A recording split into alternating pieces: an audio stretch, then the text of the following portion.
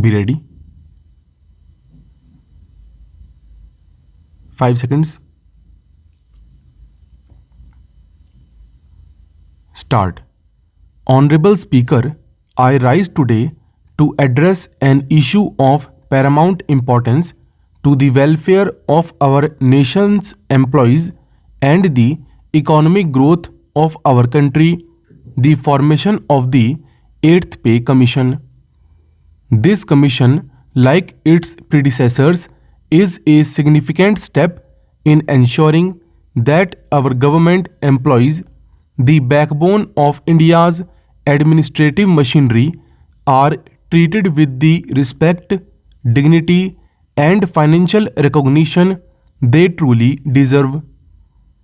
Our public servants work tirelessly in diverse fields ranging from education, health, law enforcement, administrative services, and more.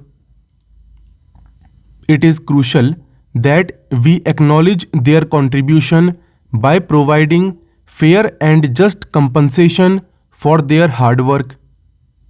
It is not just a matter of financial recompense but also about recognizing the value these employees bring to the functioning of our country.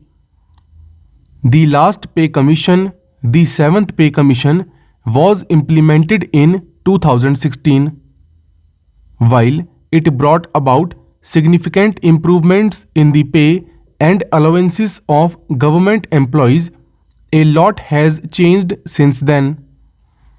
The cost of living has risen, inflation has affected purchasing power, and the demands placed on government employees have also increased. It is imperative that we revisit and reassess the remuneration of our employees to ensure it aligns with present day realities.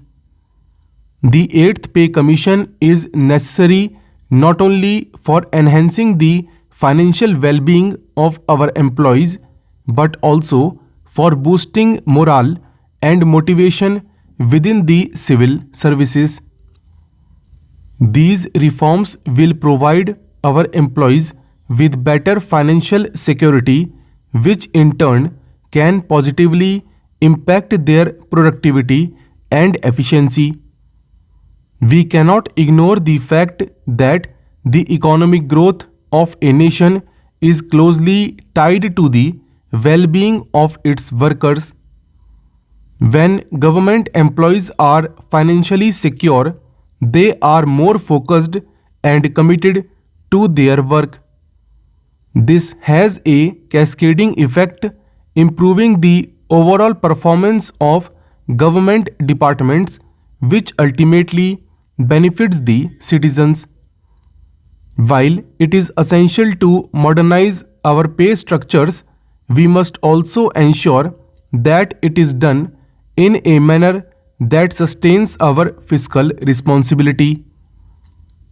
I acknowledge that the implementation of pay commission recommendations often involves a substantial financial outlay.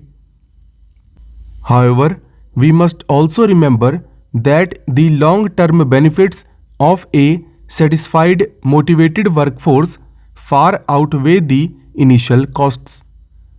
We must also bear in mind that a well-compensated government workforce can play a crucial role in the economy by increasing demand for goods and services, thereby stimulating growth in various sectors including retail, housing, and even travel. This boost in domestic consumption can be a driving factor in our economic recovery post-pandemic. A key priority for the 8th Pay Commission should be ensuring that the revised pay structure is equitable across various levels of the workforce.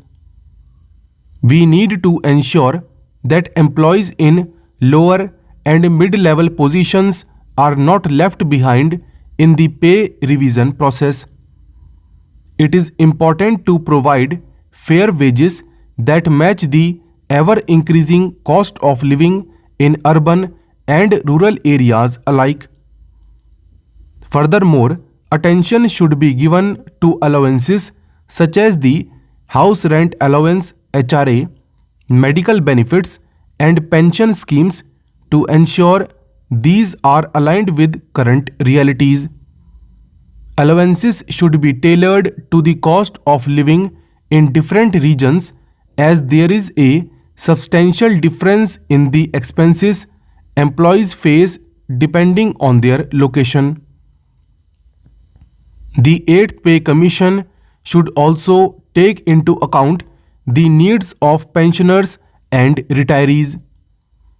Our retired employees have dedicated their lives to public service and deserve to live with dignity post-retirement.